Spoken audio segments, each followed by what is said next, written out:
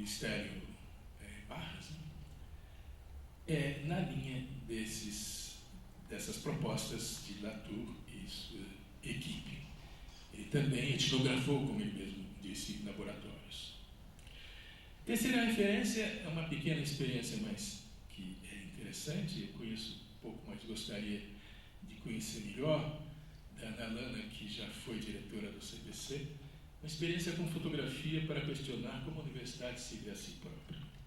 Uma coisa pequena, mas eu acho nessa ótica é interessante.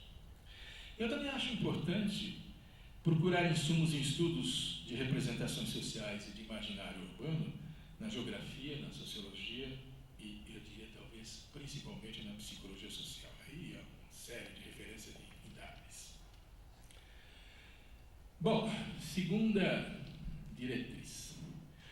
O recorte inicial seria a cidade universitária do Butantã. Pela escala, uma escala que não é nem muito grande e nem muito pequena, se possibilita trabalhá-la como uma microcidade, ou melhor, um micropatrimônio ambiental urbano. A cidade universitária se prestaria, portanto, a um projeto piloto para, num segundo momento, ser considerado o projeto quer para fora, quer para outros campi da universidade. E nesses termos, além dos frutos que eu já salientei, tal projeto faria da cidade universitária um laboratório de políticas públicas patrimoniais. Quais os focos? Aí nós vamos repetir um pouco as nossas falas, né? Para sujeitos e não para figurantes.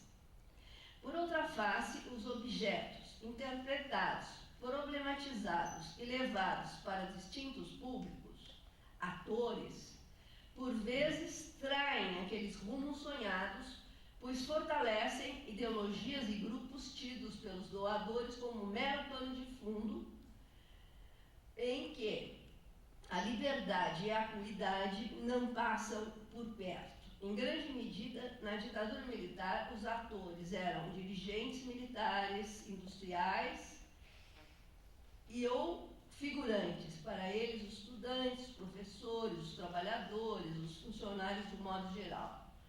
No entanto, voltemos à questão. O que estas personagens, vencedoras do golpe militar, entendiam como errado no panorama museal do passado e do presente a que eles viviam e eram protagonistas? Introdutoriamente, sublinho a atilada visão dos que intermediaram tanto na análise sobre a gravidade do momento quanto o capital simbólico ensejado pelas coleções. Conjuntos fabulosos foram passados para várias universidades, incluindo a Universidade de São Paulo, por intermediação de pessoas como o professor Antônio Cândido, que salvou uma coleção ímpar e referencial para se discutir as causas defendidas pelos modernistas, como a formação de identidade internacional versus regional, papel do imigrante na operosidade do fazer artístico, entre tantas outras. Entre inúmeras coleções doadas, adquiridas ou transferidas para a USP, realço, em 64 e 65, por intermediação de Francisco Matarazzo Sobrinho, Titilo, museus europeus doaram um significativo acervo para constituir um Museu de Arte e Arqueologia, que data de 24 de julho de 64, e que até a atualidade se constitui em referência para teses, cursos e publicações. Em 1967, por intermediação então do professor Antônio Cândido, a USP, um fato raro, adquiriu a coleção de Mário de Andrade, composta por 17.624 volumes. Depois disso eu não me lembro nenhuma outra. Para o Instituto de Estudos Brasileiros, o IEB-USP, formando linhas de pesquisa consolidadas em inúmeras áreas. Em 1968, logo um ano antes de ser aposentado compulsoriamente, Paulo Duarte convenceu a grande dama da sociedade, Renata Crespi, a doar a residência situada em lugar valorizado para a criação do que hoje se denomina Museu da Casa Brasileira, uma instituição que, sob o meu ponto de vista, ainda busca enredo. Outras incorporações ou regulamentações para a USP e para outros museus públicos merecem ser sublinhadas. Incorporou-se o Museu de Zoologia em 69, uma produção acadêmica reconhecida nas diversas áreas de atuação. O governo estadual adquiriu 600 obras de Marcelo Grasman para a Pinacoteca, originando estudos, publicações e debates. O próprio Museu Paulista, apenas em 1967 foi regulamentado, embora incorporado em 63, na época na direção de Mário Neme, passando a ter direito aos mesmos aportes dos demais órgãos da Universidade de São Paulo. Este, conhecido como Museu do Ipiranga, dispensaria adjetivação para se provar a recepção obtida junto a diferentes comunidades. Reitero então a pergunta: por que passar para a USP foco de resistência contra a ditadura? Formada por coleções importantes e ligadas a vários industriais, como Titilo e Crespi. Formada por intelectuais e artistas, e também pelas secretarias de Estado. A hipótese mais evidente se encontra nas ligações da reitoria com os militares, o que só por isso já justificaria, eu vou chamar isso o momento zero da minha pesquisa. Lembro que o reitor, Luiz Antônio Nagami Silva, era egresso da Faculdade de Direito do Largo de São Francisco, como tantos outros. Em 1963, assumiu a reitoria e, no seguinte, os Ministérios da Justiça e da Educação. Licenciado de sua função, em rápida passagem antes da posse de Castelo Branco. Em março de 67, foi nomeado para o Ministério da Justiça.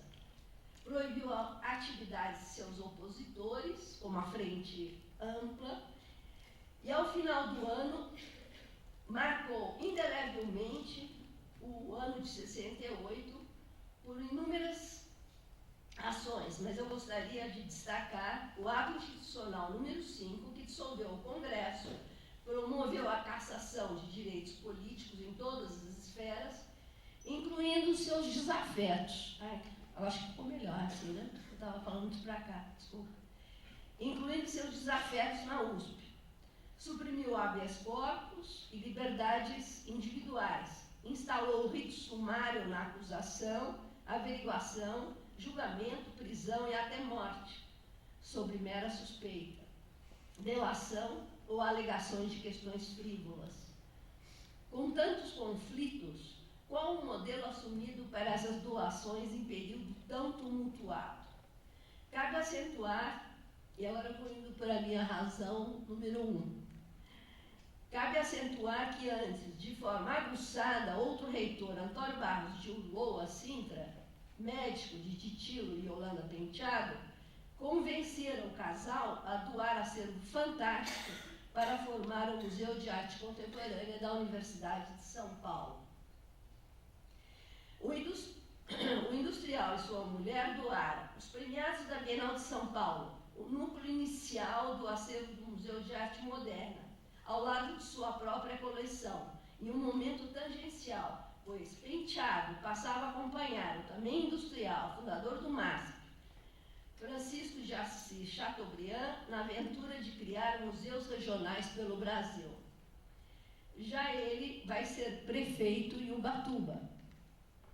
Chateau distribuiu pelo país obras de nomes premiados na Bienal, com ênfase em Cândido Portinari, mas também abstratos ingleses e todo um conjunto de obras ligadas às regiões. Veja-se que a 5 de fevereiro de 66, os jornais em uníssonos apresentavam manchetes sobre a censura à imprensa.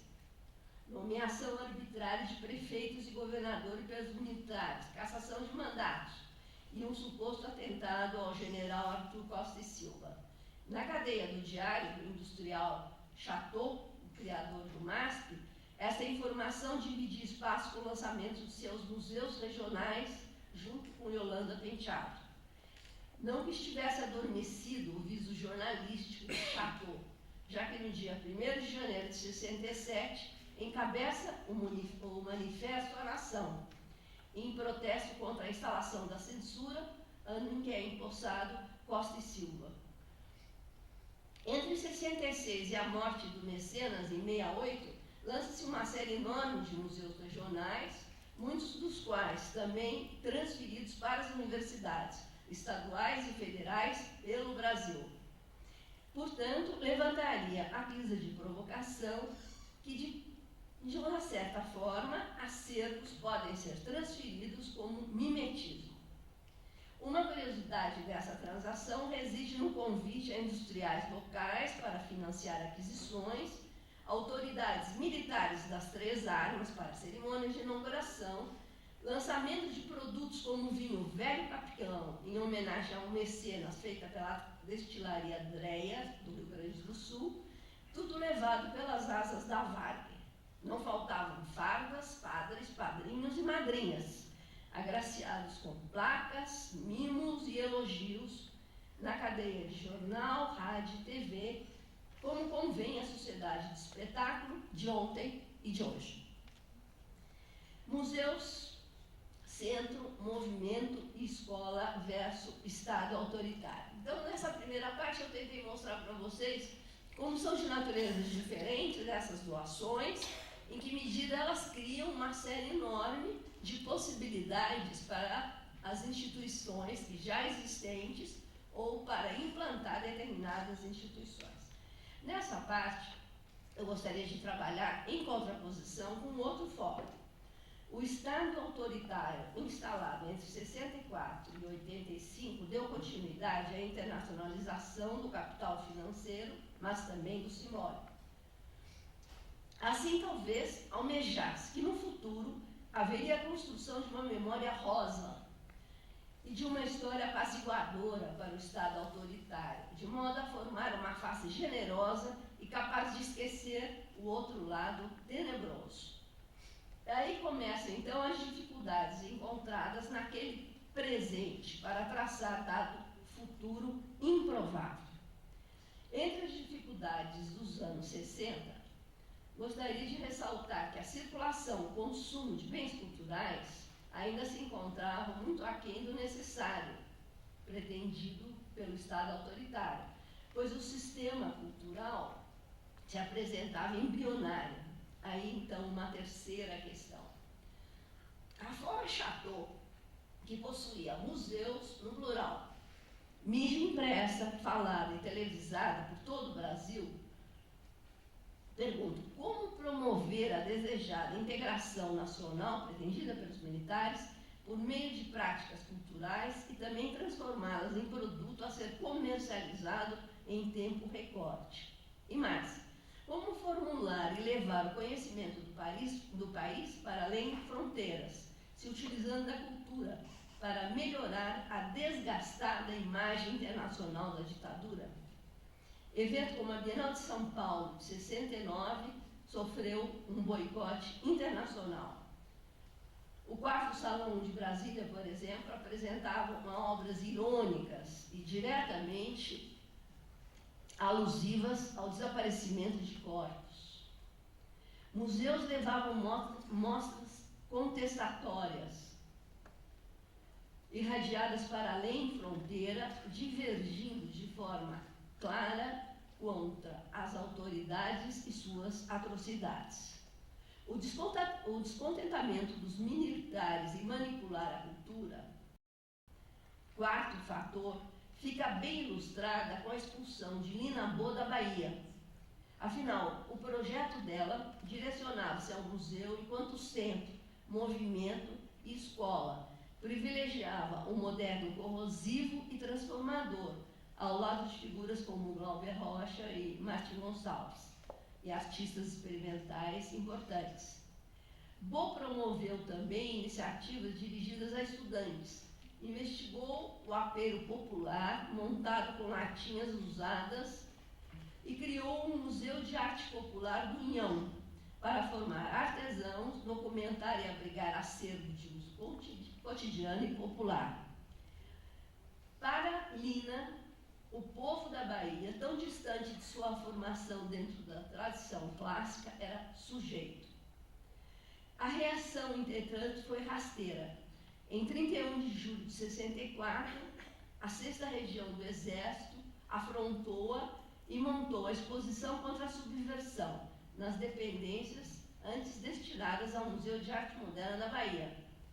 Segundo declarações do comandante do 6º Exército, claro, destinadas a alertar a população ao perigo ao que estavam subjugadas se não houvesse ação viril, vigorosa e pronta das Forças Armadas.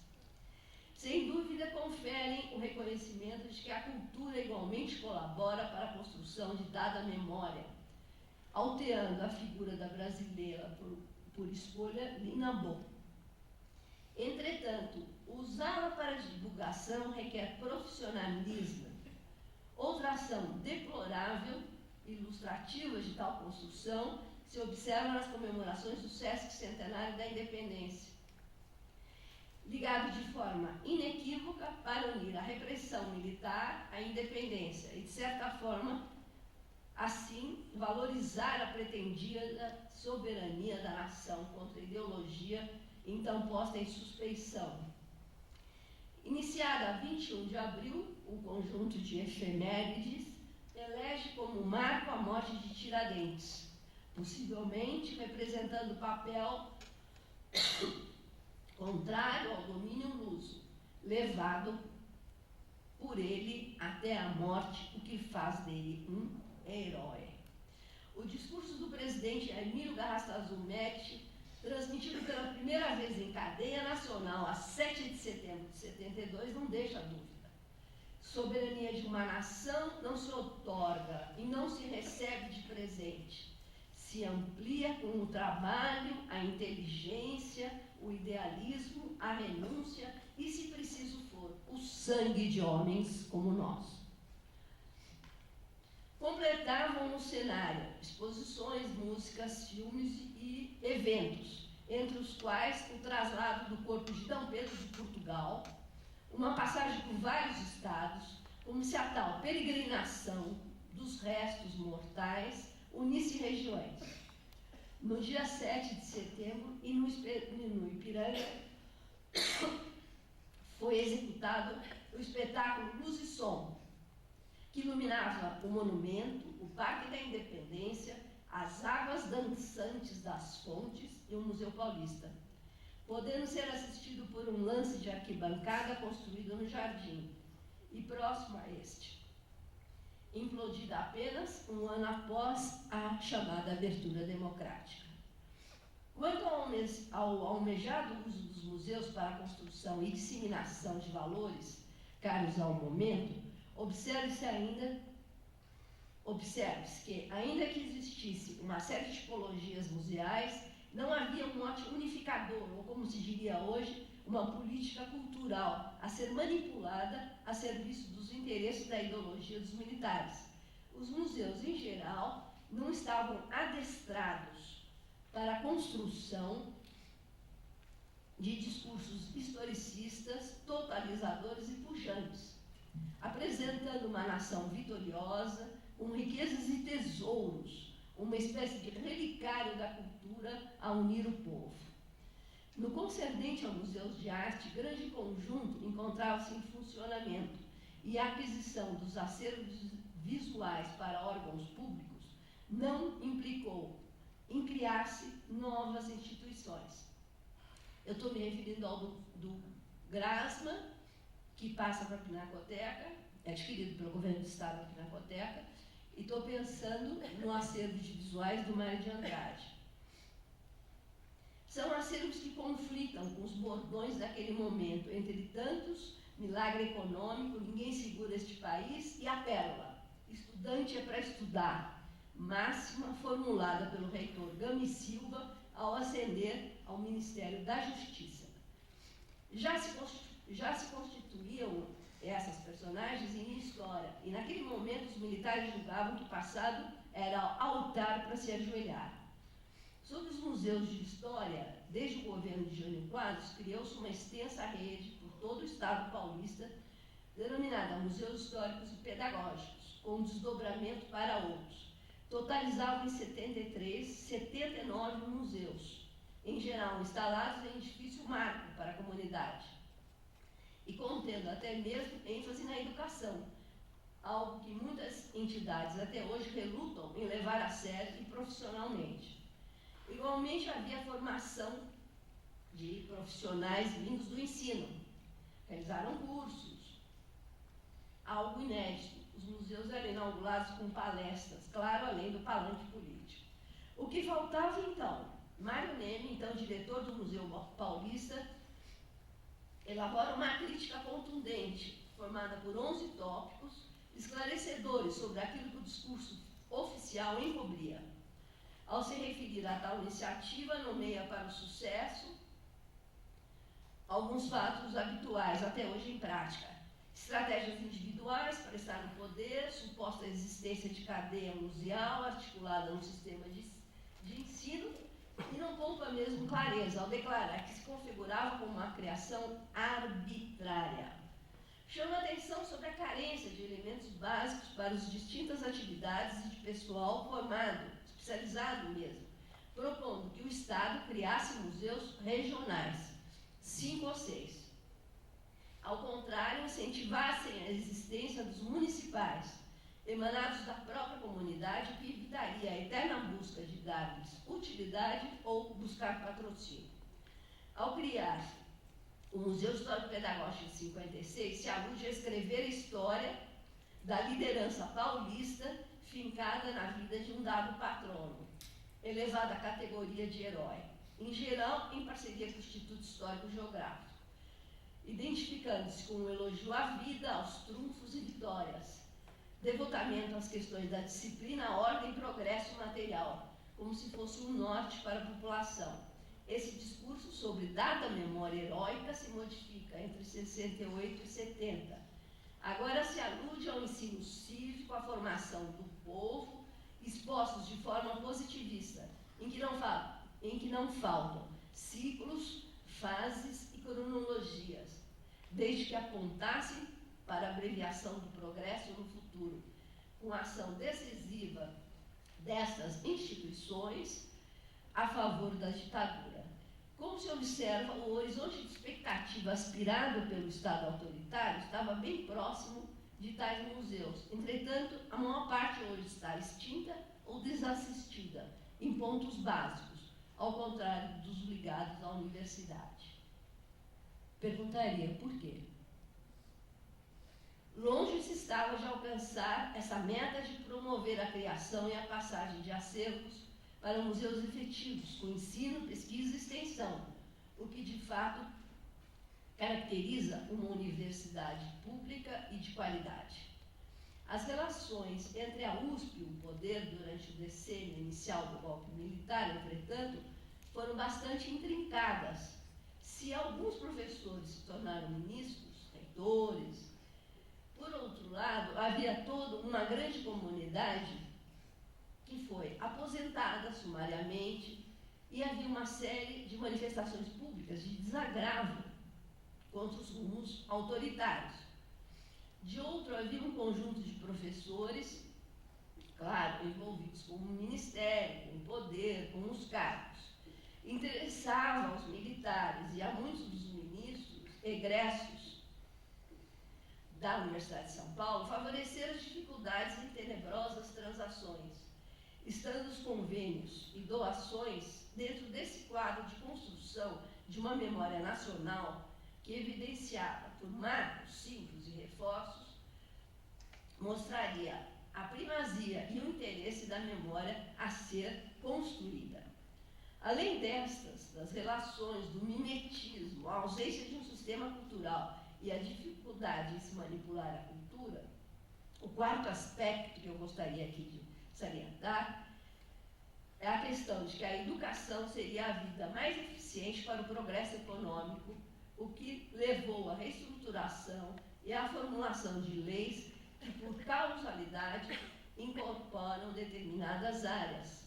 O período foi profundamente marcado por uma série de modificações nas universidades em geral, e não apenas nas públicas, mas com claro fortalecimento daquelas privadas. Privilegiava-se a montagem das universidades como empresa, predominando palavras como eficiência, produtividade e lucro, o que hoje não é muito diferente, né? Atendia-se ao conceito do acordo McEuzide, fundado na teoria do capital humano da educação, desenvolvida por Theodor Schultz, trazida no bojo desse acordo. Data de então um ensino obrigatório de língua inglesa e supressão de disciplinas como filosofia e educação política, cujos frutos negativos são muito visíveis até hoje. A universidade privada, então, passou a ser entendida como de interesse público e algumas até beneficentes, ao contribuir para aquilo que se perseguia, progresso material. Assim se justificaria a isenção de impostos até mesmo para a importação de determinados produtos. Uma das máximas do célebre relatório Atkill, Rudolf Atkill, assessor norte-americano de tal acordo, pretendia que as universidades todas se adaptassem a modos empresariais, visando lucro, diminuição de pessoal, tecnologia e privatização. Trata-se de um pensamento seminal para a reforma universitária de 68. A lei que engendrou as modificações incluía no seu tópico primeiro como objetivo da universidade o desenvolvimento da pesquisa das ciências, letras e das artes, o que poderia ser uma quinta razão, uma causalidade, digamos, justamente com a relação do poder, o mimetismo, a ausência de um sistema de cultura e a demanda por educação para ter sucesso na vida. As teses dessas leis, presentes nos chamados considerados no texto, deixa claro, reconhece o foco das ações na carência de recursos humanos como base das modificações visadas. E textualmente afirma que a universidade serve ao mercado, expressa a direção de se privilegiar as áreas capazes de alavancar ao país ao almejado milagre econômico. O sexto elemento que gostaria de documentar reside na adoção de um padrão espelhado na cultura norte-americana da educação. E as inúmeras aproximações ocorridas em mão dupla, tanto os professores, técnicos, etc., que iam, quanto os que vinham, né, nesse sentido de mão dupla, elas vão aparecer numa pesquisa que eu estou fazendo nas atas do Conselho Universitário da Universidade de São Paulo. Desculpa, porque, na verdade, você vê que uma série de empresas, além do SAID, BID e Ford Foundation, passam a financiar com aquisições de acervos, vindos de professores, vindos de outros, aquisição de livros, disseminado, mesmo naquelas rebeldes, né, são beneficiadas. Acrescente a colaboração financeira dessas entidades, inclusive para financiar a construção do campus da cidade universitária. Um estudo interessante que a professora Ana Lana fez, relativo às questões do campus, acho que tem aí na série CPC, foi na gestão da professora Ana Lana, mostra quanto foi desembolsado, onde estavam os recursos, como foram alocados, seja na construção de edifícios, e, enfim, toda uma movimentação patrocinada por essa origem, né? Então, por que a USP, criada em modelos europeus, dá lugar aos Estados Unidos? As demandas da Guerra Fria e a busca para afastar o Brasil do perigoso comunismo, entre aspas, né, se mostravam adequadas para aquele país investir recursos pesados dentro da Universidade de São Paulo. Aquele Estado colaborava na demanda de se formar trabalho dito qualificado dentro de certos preceitos e com vistas a satisfazer o mercado de trabalho nas Forças Armadas, nas indústrias e nas empresas. Por outro, um sétimo fator se propõe como hipótese, o modelo norte-americano de imortalização por mecenato cultural, Espelhava também práticas de transformar o ter em aparecer, para se imortalizar, para além da brevidade da vida. Junto com a Guerra Fria, chegou um paradigma para se inserir personalidades, entre aspas, na história corrente de um dado tempo, garantindo assim seu lugar no futuro. Observa-se na atualidade a ampla musealização de espólios e casas de presidentes na ditadura, mas também pelo mundo, que espelham esse padrão de cultura norte-americana. Até o De Gaulle tem uma casa-museu, e tem um suposto brinquedinho que ele chutava com o pezinho quando era bebê, enfim, essa construção que nós conhecemos bem, né? Passados esses interesses e arranjos, muitas vezes dissimulados ou silenciados, estou acabando, José, passei da minha hora. Tenho 5? Ah, que bom. Passados esses interesses e arranjos, muitas vezes dissimulados ou silenciados, os museus, institutos de pesquisas e centros vêm enfrentando o desafio de encarar as contradições na sua formação, constituindo-se um lugar de excelência para harmonizar o tripé constitutivo da universidade, especialmente quando pesquisadores, técnicos, professores e curadores se engajam no compromisso de interpretar coleções que se transformam, então, em acervos, por meio de pesquisa editada em edições, exposições, material tratado em cursos para distintos graus, diferentes comunidades, e para trazer à universidade o saber de espectadores sujeitos, como Lina Bo propagou desde a Bahia. Alguns museus, ao serem criados, se fixavam em dado ensino e ideologia, tendo sido atrelados a um determinado ângulo do que se considerava moral e o que era dever cívico. Porém, a passagem datada de pessoas para o bem e para o mal não impede que haja a formação de novos conhecimentos, novas linhas de conectividade entre objetos, para trazer conflitos, vozes antes consideradas como mero cenário e dissidentes, enfim, problematizar e rever coleções. Os valores de raridade e reificação, felizmente, se multiplicam para além de referências coletivas mais alargadas. Muito obrigada.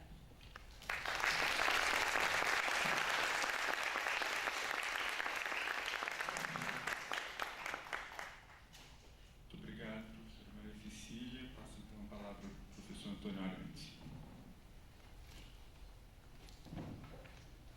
Muito obrigado aos organizadores desse encontro. É um privilégio realmente poder estar aqui com vocês e com colegas, discutindo um assunto que, no fundo, diz tanto respeito, muito respeito a nós todos, quer dizer, tanto como objeto de estudo, como aspecto da nossa própria experiência. Todos nós somos gente de universidade, temos sido há muito tempo.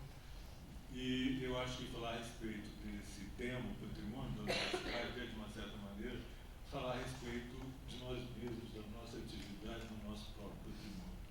Então, é um privilégio realmente poder estar aqui com vocês. Agora, a tarefa é muito difícil, inclusive quando o professor José me convidou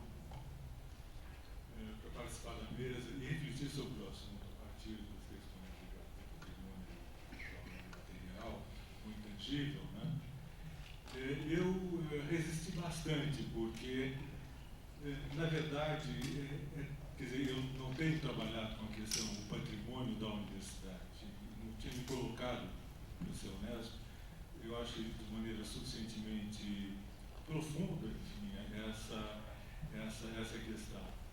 E eu vejo aqui, por exemplo, agora, pela apresentação que antecede a minha, como de fato é importantíssimo nós entendermos todo o processo de formação dessas coleções e dos museus, enfim, das instituições que cuidam dos acervos materiais da universidade, que de fato são aspectos assim, integrantes não só da vida da universidade, como também da articulação entre a universidade e a vida política, a vida do país. Não é? A universidade fala a partir do que diz a respeito das suas coleções. Ela interfere na cena nacional, na cena internacional, no debate político, no debate cultural, também, não só evidentemente, mas também através das suas coleções, dos seus acervos e dos seus equipamentos, que são os museus e arquivos e bibliotecas. Então, isso torna ainda um pouco mais difícil a minha tarefa, porque para falar sobre o intangível, depois de uma brilhante apresentação a respeito de uma coisa tão sólida e intangível como coleções de obras de arte, nos deixa um pouco, assim, afinal de contas, a respeito de que mesmo nós vamos falar, mas felizmente o professor Piano abriu a mesa. E eu vou realmente, de uma certa maneira, repetir muito do que o professor Piano disse, porque eu compartilho com ele algumas questões, quer dizer, nós temos bastante afinidade intelectual e além de amizade, aprendo muito com ele, sou um leitor dos trabalhos dele, enfim, estamos frequentemente em mesas redondas e nós tendemos a caminhar mais ou menos na mesma direção, de diferentes maneiras, a partir de diferentes critérios, com diferentes experiências, mas no final das contas, acho que a gente acaba se encontrando. Então eu vou, de alguma maneira, eu vou apresentar para vocês o que eu preparei e vamos ver como isso soa no contexto desta área. Então eu começo falando a respeito do patrimônio material, porque foi a partir dali, realmente, que foi feita a demanda, digamos assim, o convite para que eu participasse dessa área. A preservação do patrimônio cultural intangível ou imaterial vem sendo desenvolvida em diversos países e pela Unesco há cerca de 10 anos. Entretanto, o assunto ainda gera polêmica entre antropólogos e disputas de fronteira, sobretudo com os que se dedicam à preservação de sítios e monumentos. Por exemplo, recentemente, o ICOMOS e a União Internacional de Ciências Antropológicas e Etnológicas instituíram comissões internacionais para aprofundar o conhecimento dessas realidades, em especial visando explorar as relações entre patrimônio tangível e intangível, particularmente nos sítios declarados Patrimônio Mundial pela Unesco. Disputas à parte, interessa a este fórum constatar que as reflexões que essa nova atividade tem provocado levam a repensar o que já parecia estar bem estabelecido. Fazem parte da agenda algumas verdades de pedra e cal vigentes nos meios preservacionistas até pouco tempo atrás. Questiona-se, por exemplo, no âmbito mais amplo,